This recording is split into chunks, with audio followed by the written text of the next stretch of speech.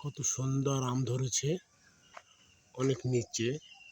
ছোট একটা গাছ, চতুর্দিকে শুধু আম আর আম, উপর থেকে নিচ পর্যন্ত শুধু আম। আমটা গাছটা কিন্তু এতটুকুই, কিন্তু আম কিন্তু সারা গায়ে, সব জায়গায় শুধু আম।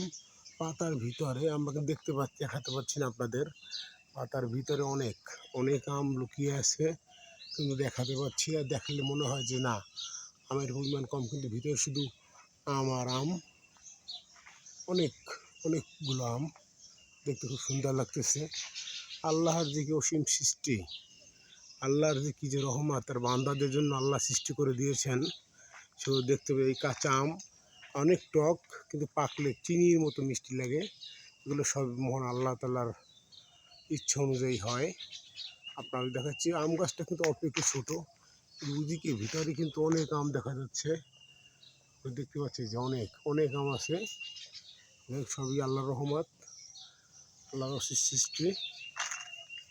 দেখছেন এই যে, হ্যাঁ, আম অনেক আম। আলহামদুলিল্লাহ, কিছুদিনের ভিতরে আমগুলো পাকবে।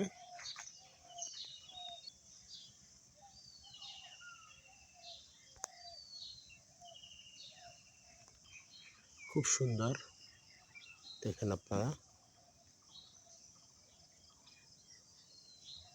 ছোট্ট একটি গাছ, বেশি আম গাছ বড় না, অনেক আম, শুধু আম আর আম। আলহামদুলিল্লাহ, আল্লাহর কাছে শুকরিয়া। আল্লাহ সব কিছুই তার বান্দাদের জন্য প্রদান করেছেন।